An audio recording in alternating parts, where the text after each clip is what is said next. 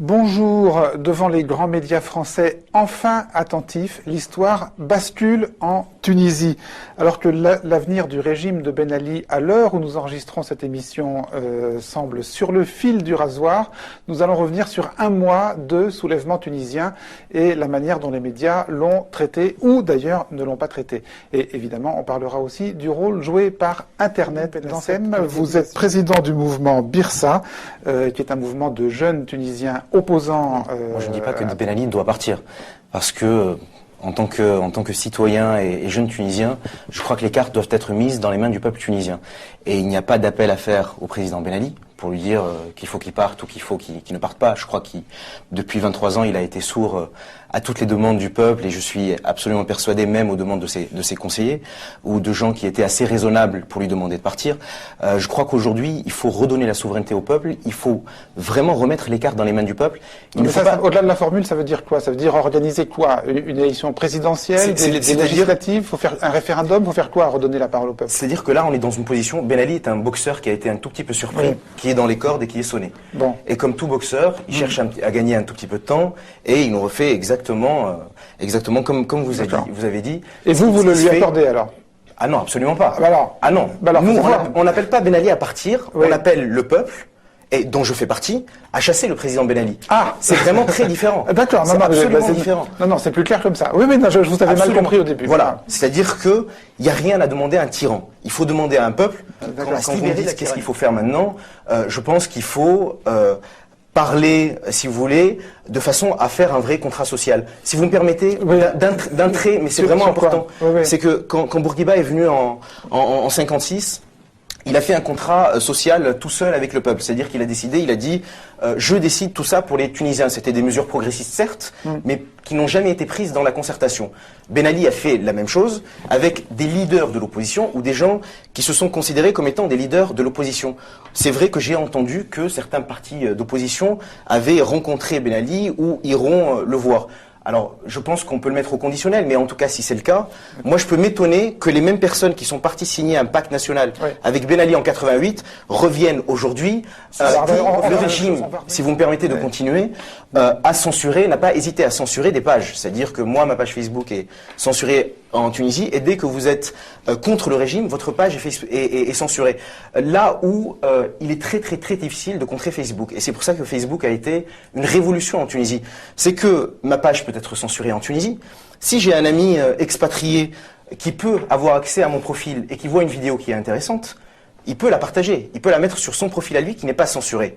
Et du coup, des gens de Tunis peuvent voir la vidéo et la partager eux-mêmes. C'est-à-dire, excusez-moi, ce qui était censuré, c'était la consultation de certains comptes Facebook bien choisis en Tunisie, mais en revanche, le compte lui-même n'était pas censuré et vous pouviez continuer à alimenter votre... Le compte est censuré et non piraté, c'est-à-dire qu'il est, comme vous dites, non consultable à partir de la Tunisie. Mais vous pouviez y mettre tout ce que vous vouliez. Absolument. À destination parce que, vous savez, on a eu tendance, nous, Tunisiens, je vais vous donner le point de vue tunisien, à beaucoup attendre de la presse française. C'est-à-dire que quand on parle entre amis en Tunisie, alors est-ce que Le Monde a fait quelque chose sur ce qui se passe en Tunisie? Est-ce que Libé a fait quelque chose? Est-ce qu'on en a parlé à la télé? Et il y avait ce sentiment, un genre de fatalisme qui voulait dire qu'on peut nous rien faire sur place et que les médias français et étrangers, et surtout français, se chargeront de communiquer sur ce qui se passe chez nous. Et là où moi je vois une vraie révolution, plus qu'une révolution médiatique, mais une révolution journalistique et démocratique, c'est que les gens ont pris leur smartphone, ont pris leur portable et ont commencé à faire du journalisme citoyen.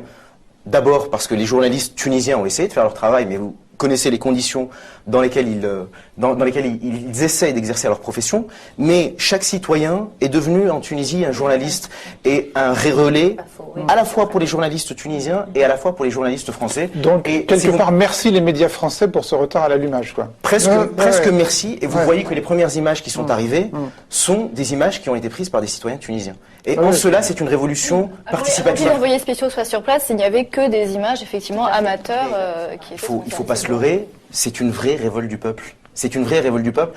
Et pour rebondir, si vous me permettez de répondre peut-être un tout petit peu tardivement à votre question, pourquoi il y a eu un traitement médiatique tardif, c'est aussi parce que les politiques de l'opposition, et y compris ceux qui étaient en France, n'ont pas su...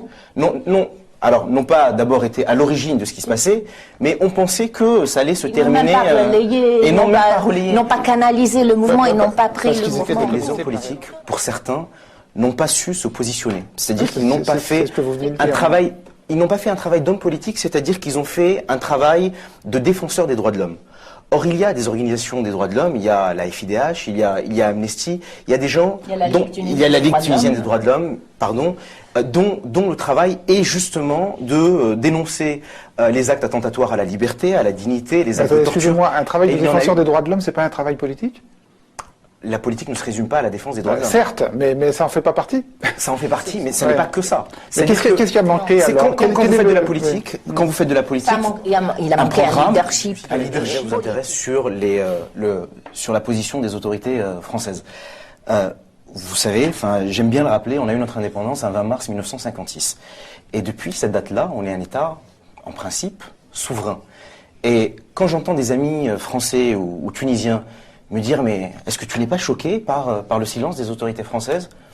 Je dis non, puisque en quelle qualité les autorités françaises se prononceraient sur la Tunisie ?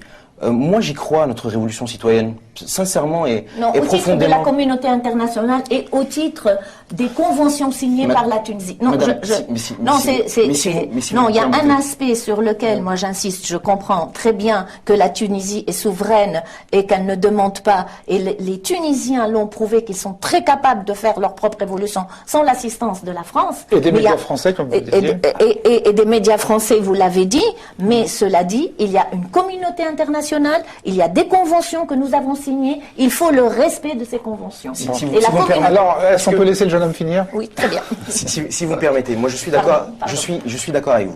Je crois qu'en Tunisie, on a vraiment besoin d'une révolution. Alors je sais que le terme est fort, mais c'est aussi une révolution des consciences, une révolution citoyenne qui est menée par les citoyens. On a besoin d'un mythe collectif fondateur. Et pour avoir si vous voulez, cette fondation d'une nouvelle République tunisienne, je crois qu'on a réussi à organiser nos propres émeutes, nos propres manifestations, notre propre couverture médiatique. Je ne suis pas absolument persuadé qu'on ait besoin de la communauté internationale. Alors vous êtes dans votre rôle de la présidente de la FIDH. C'est pas un rôle. Hein. Oui, non, mais dans votre rôle, dans cette position, mais bien entendu. Ça aide en général. Bien entendu. La communauté internationale. Je sais. Mais c'est-à-dire, avant d'attendre qu'on fasse les choses pour nous, faisons-les nous-mêmes. Et puis, pour vous répondre sur la question de l'armée, il y a eu un moment où beaucoup de Tunisiens ont appelé l'armée à prendre le pouvoir pour le peuple. Et si vous voulez, moi je suis totalement opposé à cette idée, parce qu'on a toujours attendu en Tunisie un homme providentiel, un nouveau prophète. Il faut bien entendu que l'armée se range du côté du peuple, comme les forces de l'ordre. Mais ce n'est pas l'armée qui doit prendre le pouvoir, c'est le peuple. Alors, avec l'armée peut-être à la droite et les forces de police à gauche, parce que l'armée est aussi composée de citoyens, mais vraiment, si vous voulez, je crois profondément qu'on doit compter sur personne.